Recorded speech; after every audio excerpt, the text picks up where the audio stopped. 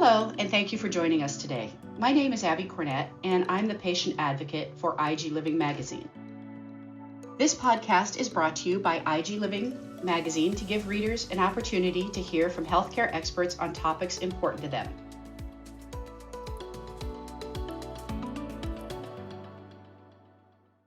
IG Living Advocate, episode number 7, The Road to Diagnosis. In this episode, we'll be talking about one of the most important steps in a patient's journey to diagnosis, their primary care doctor. Today, we have guest speaker Dr. Lisa Allen-Khalil. Dr. Khalil received her medical degree from the University of Nebraska College of Medicine. She's a board-certified internal medicine doctor. Dr. Khalil has been in private practice for more than 30 years. Good morning, Dr. Khalil. Thank you for joining us today. Yeah, thank you for having me. Dr. Khalil, as you know, many patients with rare diseases experience a diagnostic delay. In fact, a recent study found that one of the most important factors related to the prolonged undiagnosed period is the lack of suspicions of rare diseases by patients and their medical professionals.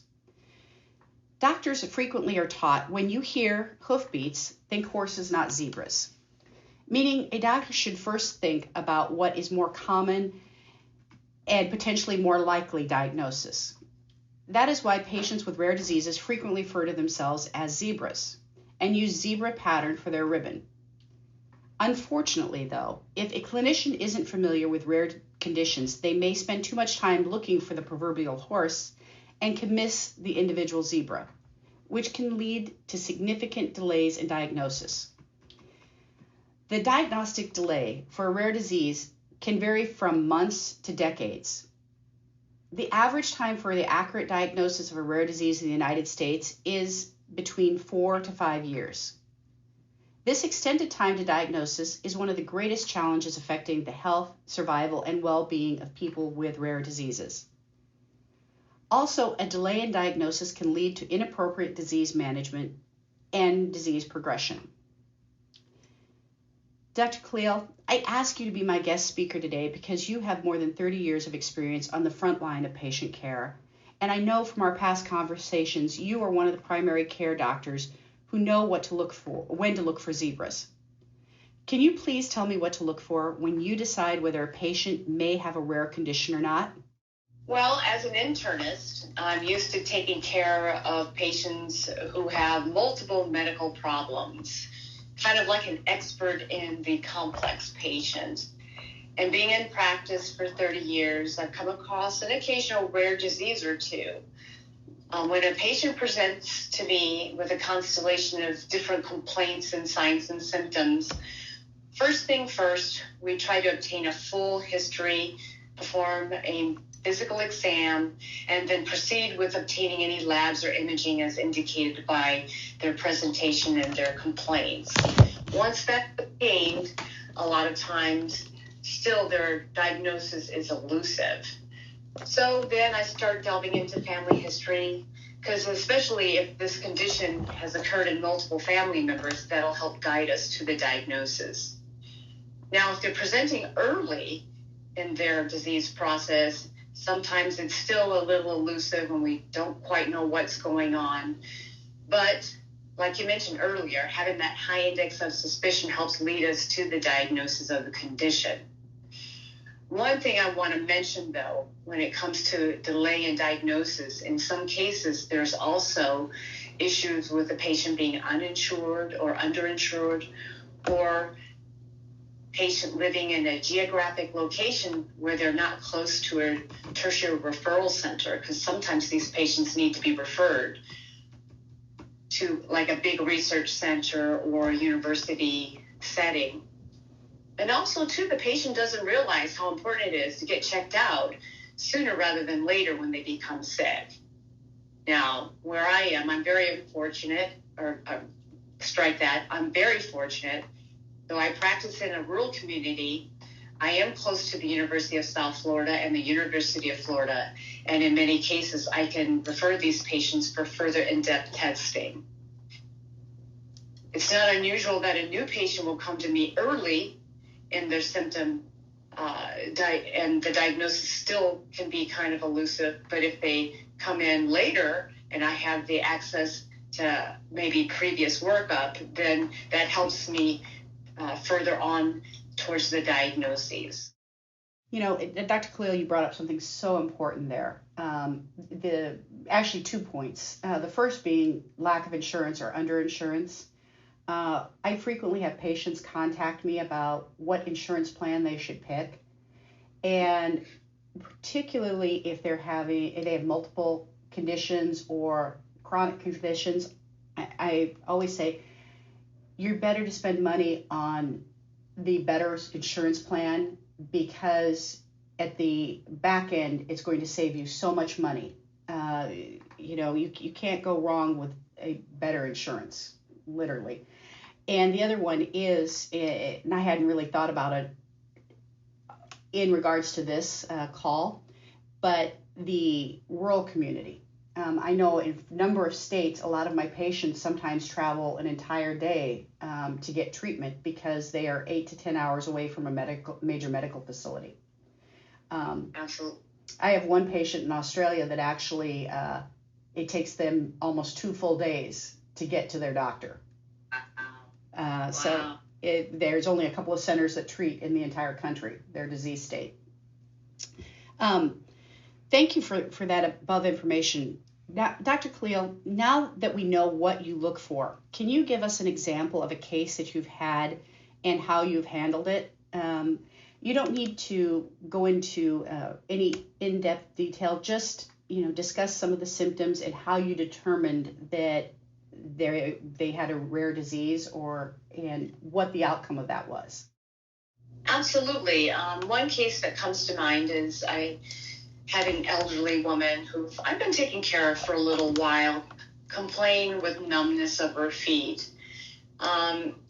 She noticed that and she didn't initially come to me with that complaint until she started noticing that it was progressing up to her legs and it was starting to affect her ability to go about her activities of daily living.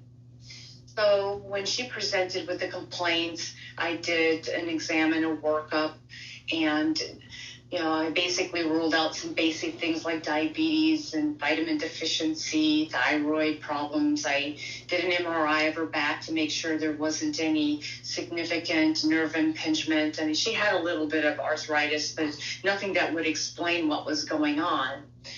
So after that, I sent her to my local neurologist, and we had some nerve testing done, and she was diagnosed with a peripheral neuropathy.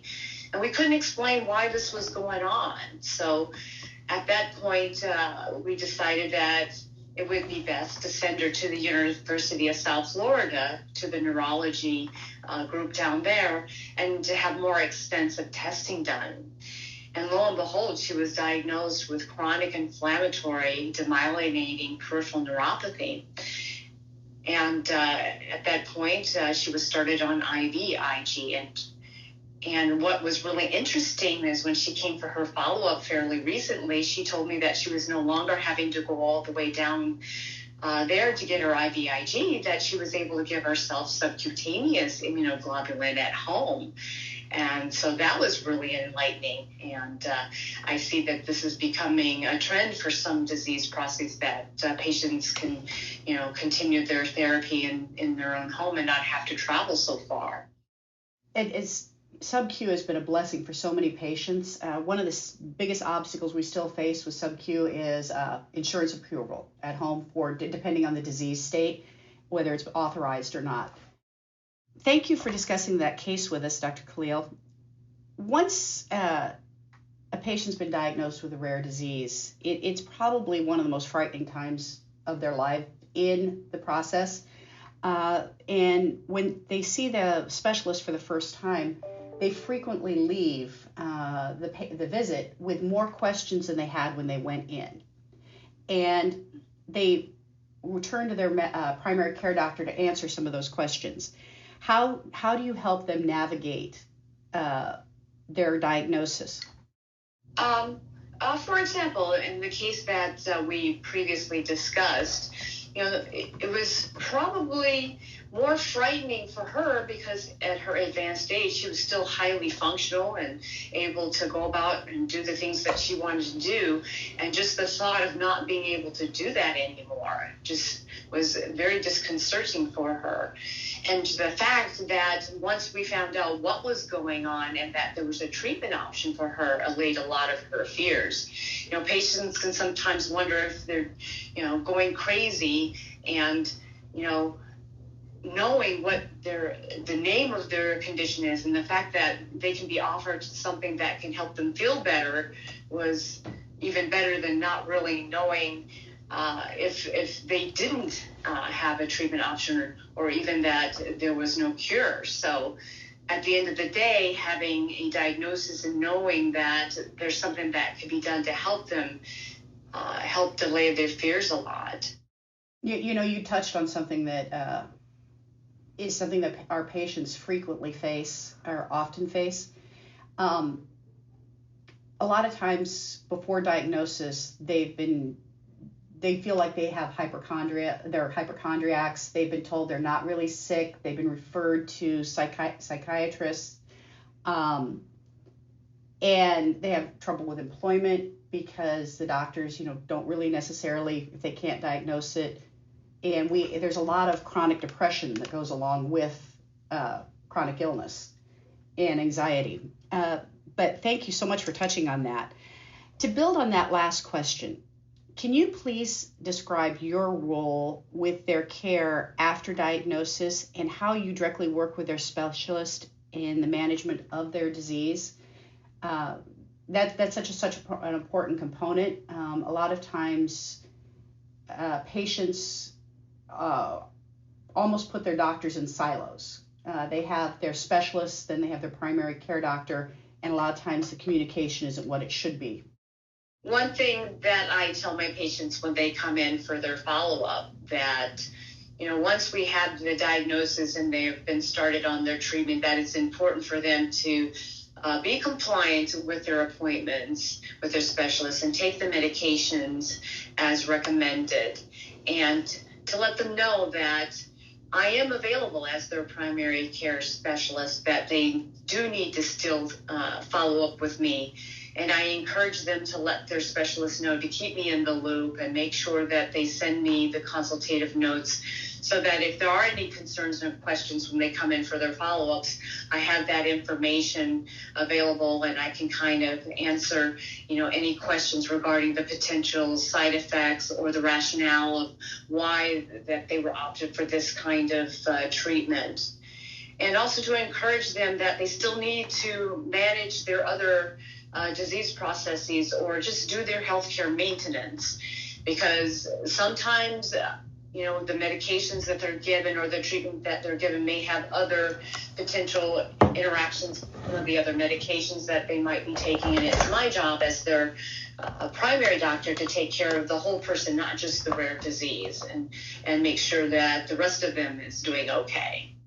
That's such a wonderful point, because a lot of times the specialists don't look at the patient as a whole, and that's a very important component to their care. Dr. Khalil, it's been such a pleasure to have you as our guest today. I want to thank you again for joining us to discuss the role of an internal medicine specialist on the road to diagnosing a rare disease. Listeners, thank you again for joining us today. Additional information regarding this podcast can be found on our website at www.igliving.com. If you have a question that was not answered, please contact me at acornett@igliving.com. Look for our next IG Living podcast announcement on our website for the opportunity to submit your questions.